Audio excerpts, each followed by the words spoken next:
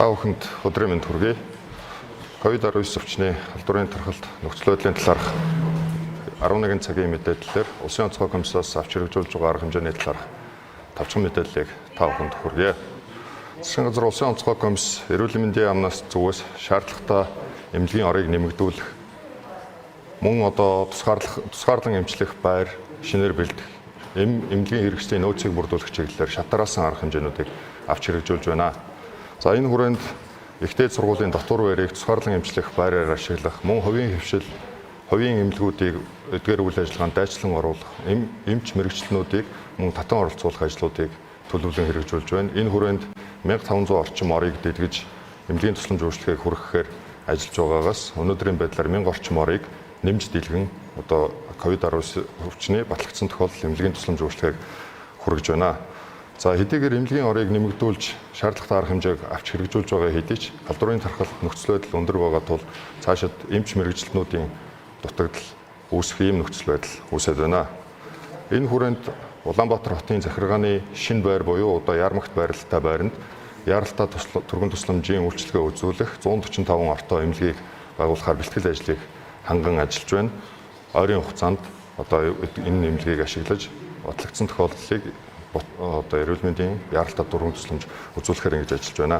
За мөн зарим дүүргийн эрүүл мэндийн төвүүд, эмнэлгүүдийг хүчил төрөгчийн зөөврийн үйлдвэртэй холбох ажлуудыг мөн шатаараа авч хэрэгжүүлж байна. За хүн амын вакцинд хамрагдаагүй хэсэг буюу 16-аас 0-аас 17 насны хүүхдүүд, жирэмсэн эмэгтэйчүүд, мөн архаг суурь өвчтөй хүмүүс халдварт өртөх хүндрэх эрсдэл байгаа тул эдгээр иргэдийг шаардлагагүй онцгийн шаардлагагүй бол гэрээсээ гарахгүй байх, гэртээ хүн орохгүй байхыг онцгойлон анхааруулж байна. Улсын хэмжээнд 16-аас 17 насны хүүхдүүд мөн жирэмсний 14-өөс 33-7 хоногтой эмэгтэйчүүдийг Pfizer вакцинд хамруулах ажлыг шатараалан авч хэрэгжүүлж байна. За тодорхой хэмжээний хүмүүс хамрагдаад явж байна. Хамрагдалт идэвхгүй байгаа учраас эдгээр иргэд нийслэлийн эрүүл мэндийн газар болон нийслэлийн цахим сайтад байршуулсан вакцины цэгийн мэдээллийг авч вакциндаа идэвхтэй хамрагдахыг уриалж байна. Ямар ч тохиолдолд та амны хаалтаа зөв, хүн хоорондын зай барих, гараа хариуцах, олон хүн бөөгнөрсөн газраар зорчихгүй байх халдвар хамгааллын дэглэмийг зайлшгүй сахих ийм шаардлагатай байна. За батлагдсан нийт тохиолдлын их дийлэнх хувийг 20-40 насны хүмүүс эзэлж байна. Эдгээр хүмүүс нийгмийн идэвхтэй харилцаанд ордог учраас ажлын байранд халдвар тархах, улмаар гэр бүлийн хүрээнд халдварын эрсдэл нэмэгдэх ийм нөхцөл байдал байгаа учраас эдгээр иргэд нийгмийн харилцаанд оролцохдоо халдвар хамгааллын дэглэмийг сайтар мөрдөх ийм шаардлагатай байна. За ингээд сүүлийн 24 цагт манай улсад бүртгэгдсэн нөхцөл байдлын талаарх мэдээллийг та бүхэнд хүргэе. Сүүлийн 24 цагт 11295 шинжилгээ хийхэд 2268 тохиолдол шинээр бүртгэгдсэн байна. Ингээд нийт батлагдсан тохиолдол 95819 боллоо. Нийт батлагдсан тохиолдлын 81.2% нь Улаанбаатар хотод үлдсэн орон нутагт бүртгэгдсэн байна. Бүртгэгдсэн тохиолдлууд нь бүгд дотоодын халдвараар бүртгэгдсэн байна. Улаанбаатар хотод 1404, хотын орон нутагт 864 тохиолдол бүртгэгдсэн байна. Коронавирус халдварын өвчний нэг хүн хэлбэрээр 11 хүн нас барсан бөгөөд нас барсан хүмүүс нь 42-оос 80 насны хүмүүс байсан байна. Эдгээр хүмүүс мөн COVID-19 өвчнөөс гадна зүрх судас эргэтэн тогтолцооны хавсарсан өвчтөй хүмүүс байлаа. Мөн ковидын бус шалтгаанд нас баралтаар 2 хүн бүртгэгдлээ. 61 настай, 71 настай 2 хүн үндсэн өвчнийхөө улмаас нас барсан. Мөн нэмээд хавсарсан ковидын онцтой байсан байна. Нас барсан хүмүүсийн ар гэрт нь гүн эмнэл илэрхийлье. Сүүлийн 24 цагт эмнэлгээс 247 хүн эдгэрч гарсан бол гэрийн хяналтнаас хөнгөн хэлбэрээр эмчлэгдэж байсан 108 хүн гарсан байна. Нийт эдгэрсэн хүмүүсийн тоо 63945 болсон байна.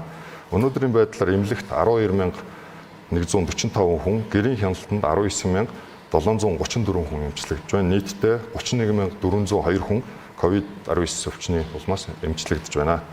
Өнөөдрийн байдлаар эмнэлэгт хэвтэн эмчлүүлж байгаа хүмүүсийн 7757 буюу 63.9% нь хөнгөн хэлбэртэй, 2993 буюу 24.6% нь хүн дэвтэр, 11169 буюу 9.6% нь хүнд, 226 буюу 1.9% нь маш хүнд онцтойгоор эмчлүүлж байна.